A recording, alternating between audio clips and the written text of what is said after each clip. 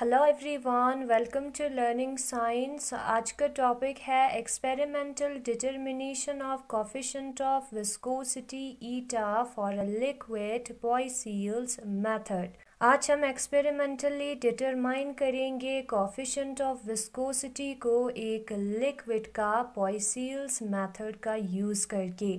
Consider a capillary tube CT of length L and radius R। हम consider करते हैं कि हमारे पास एक कैपिलरी ट्यूब है जो कि है CT और उसका लेंथ है L और रेडियस है R। Let this tube is fixed horizontally near the bottom of a vessel B, figure first। और इस ट्यूब को हमने हॉरिजॉन्टली फिक्स्ड किया है एक वेसल बी के बॉटम पर। The liquid level in the vessel can be kept constant at any desired height by means of an overflow arrangement। और ये जो लिक्विड लेवल है वेसल के अंदर उसको हम कांस्टेंट रख सकते हैं किसी भी डिजायर हाइट पर, अपने मर्जी के हाइट पर रख सकते हैं इस लिक्विड को ओवरफ्लो अरेंजमेंट ओ के थ्रू, जो कि यहाँ पर फिगर में दिखाया है। ये हमारा ओवरफ्लो ट्यूब है, उसके ऊपर अगर लिक्विड जाएगा तो ये सारा लिक्विड बाहर निकाल के लाएगा और इसी लेवल पर हमें लिक्विड जो है मिलेगा।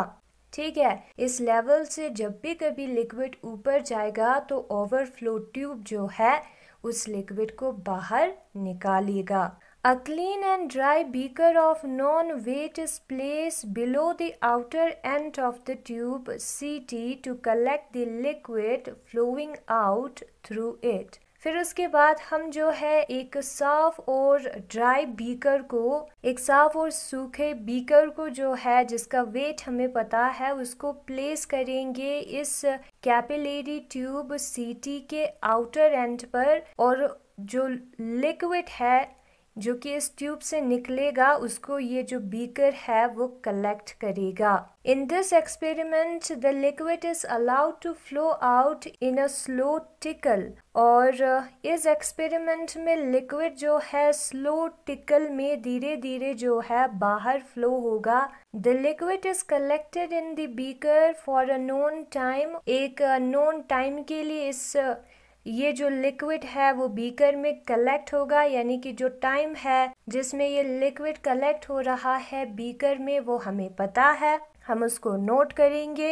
And the beaker is then weighed again. फिर उसके बाद हम इस बीकर को फिर से वेट करेंगे, फिर से इसका वेट हम चेक करेंगे। ठीक है, the difference of two weights give the mass of the liquid flowing out for the known time. पहले खाली बीकर का वेट हमें पता था, फिर उसके बाद बीकर में लिक्विड को जमा करके एक पर्टिकुलर टाइम के लिए हम उस बीकर को फिर से वेट करेंगे।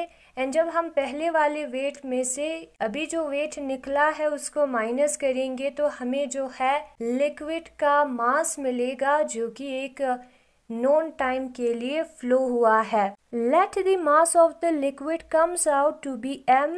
हम सपोज करते हैं कि लिक्विड का मास जो है वो m है।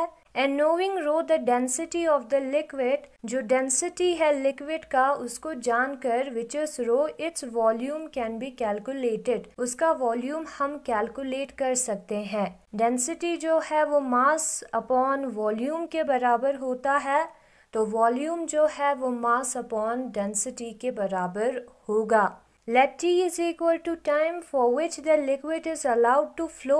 t जो है वो टाइम है जिसके लिए हमने लिक्विड को फ्लो होने दिया। पहले भी कहा था टाइम हमें पता है, वही नोन टाइम है t। Therefore volume flowing out per second, तो जो वॉल्यूम है लिक्विड का जो कि एक सेकेंड में फ्लो हो रहा है वो बराबर होगा वॉल्यूम अपॉन टाइम के। ठीक है, now we know from the Poiseuille's equation, जो पॉइसिलीज है या जो पॉइसियल्स इक्वेशन है उससे हमें ये पता है कि जो ईटा है वो पाई PR4 अपॉन 8VL के बराबर होता है। ये हमने पहले वाले वीडियो में निकाला था। वे P is the difference of pressure at the two ends of the capillary, जहाँ पर P जो है प्रेशर डिफरेंस है कैपिलरी के दोनों एंड्स पर। Can be directly measured by a manometer. Manometer का यूज़ करके हम इस प्रेशर को डायरेक्टली मेजर कर सकते हैं। Since all the four parameters P, R, V and L are known, हमें चारों पैरामीटर्स के बारे में पता है। P को हम पता कर सकते हैं मैनोमीटर का यूज़ करके। इस कैपिलरी ट्यूब का रेडियस है R, लेंथ है L और V जो है वॉल्यूम है, जो कि अभी हमने निकाला था। तो हम क्या कर सकते हैं, इन सारी चीज़ों के बारे में हमें पता है। So the coefficient of viscosity can be determined. तो इन सारी चीज़ों का वैल्यू यूज़ करके हम कोफिशिएंट ऑफ विस्कोसिटी को निकाल सकते हैं। वही हमें निकालना था इस फॉर्मूला का यूज़ करके। नाउ वॉल्यूम तो हमें मिल गया। यहाँ पर volume flowing out per second जो है इस वॉल्यूम अपॉन टी के बराबर है। वो कैसे? क्योंकि ये जो वॉल्यूम है वो जो है टाइम टी के लिए फ्लो हुआ था। ये जो वॉल्यूम है वो टाइम टी के लिए फ्लो हुआ था ना। अगर हमें 1 सेकेंड के लिए फ्लो को देखना है तो इस टी को डिवाइड में लेकर जाना होगा। ठीक है, तो हमें जो volume flowing out per second जो है वॉल्यूम अपॉन टी के बराबर मिला है। तो यही है आज का टॉपिक। और अगर आपको ये वीडियो पसंद आया तो इस वीडियो को लाइक करें, लर्निंग साइंस को सब्सक्राइब करें। Thank you so much for watching.